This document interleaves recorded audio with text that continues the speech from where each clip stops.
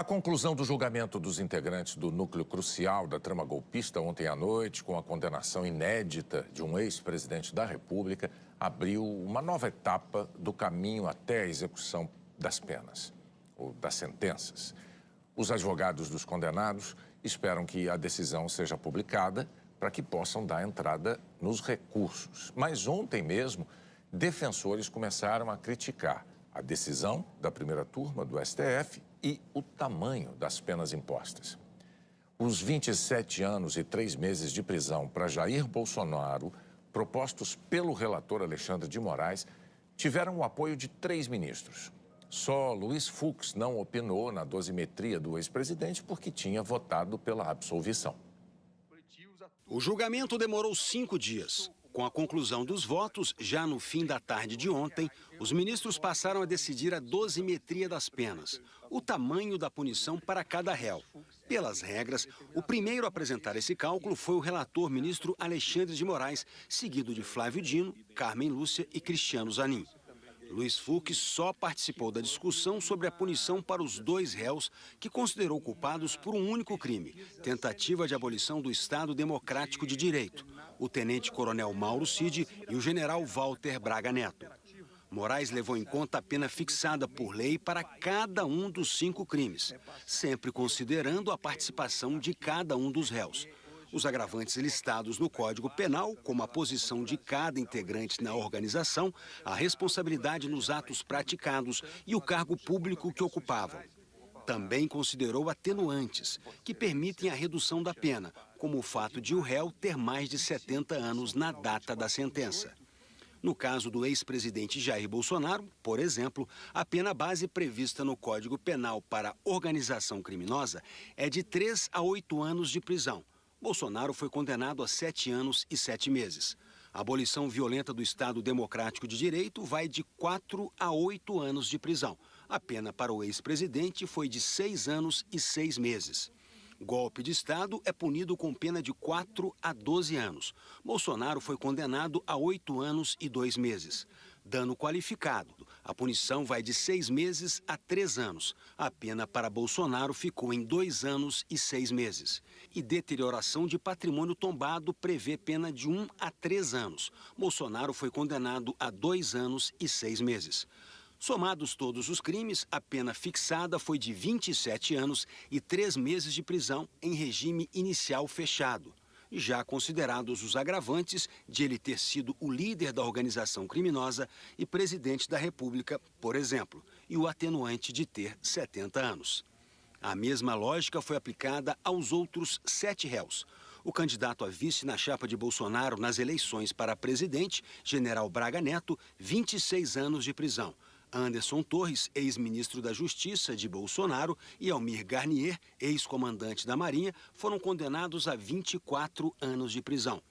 General Augusto Heleno, ex-ministro do Gabinete de Segurança Institucional, 21 anos. General Paulo Sérgio Nogueira, ex-ministro da Defesa de Bolsonaro, 19 anos de prisão.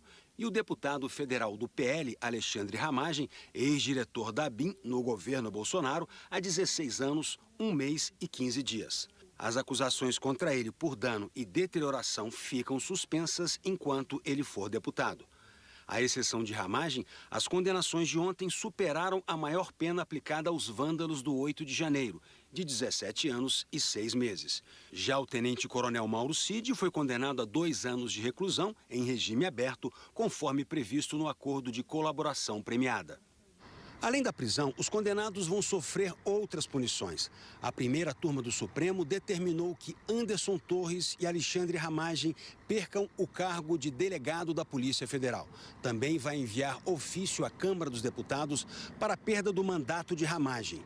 E ainda vai comunicar o Superior Tribunal Militar do resultado do julgamento para que ele decida sobre a perda das patentes do capitão Jair Bolsonaro, do almirante Almir Garnier e dos generais Augusto Heleno, Braga Neto e Paulo Sérgio Nogueira, todos da reserva.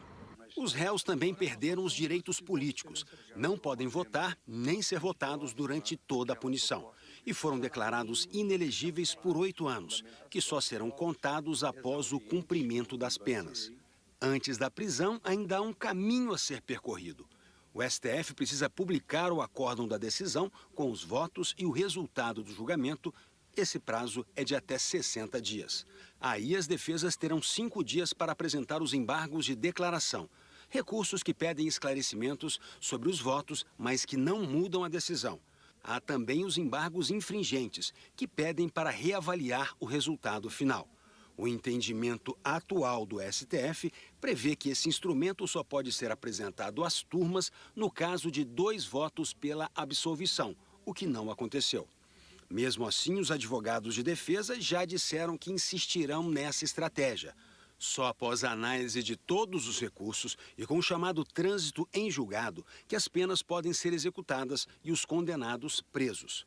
Considerando a média de tempo do Supremo para casos assim, a prisão pode acontecer até o fim do ano.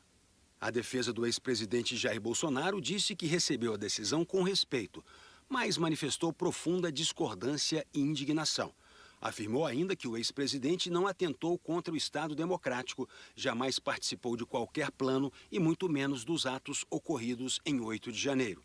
Insistiu que Bolsonaro deveria ter sido julgado pela primeira instância ou, se assim não fosse, pelo pleno do STF.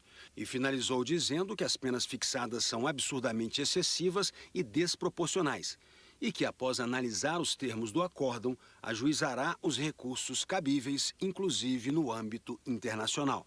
As outras defesas que se manifestaram disseram discordar da decisão da primeira turma, reafirmaram a inocência dos réus, consideraram as penas excessivas e disseram que vão recorrer. Já a defesa de Mauro Cid disse que o julgamento consolidou o reconhecimento da legalidade e da efetividade do Instituto da Colaboração Premiada e pediu hoje ao STF a retirada da tornozeleira eletrônica. Ontem, o presidente do Supremo, ministro Luiz Roberto Barroso, esteve na primeira turma e se manifestou sobre o resultado. Ele afirmou que o julgamento foi baseado em provas, transparente e respeitou o devido processo legal com direito à ampla defesa. As compreensões contrárias fazem parte da vida, mas só o desconhecimento profundo dos fatos ou uma motivação descolada da realidade encontrará neste julgamento algum tipo de perseguição política. A vida, no entanto, é plural, assim como também é este tribunal. E por essa razão não quero deixar de manifestar respeito e compreensão pela posição divergente. Pensamento único só existe nas ditaduras.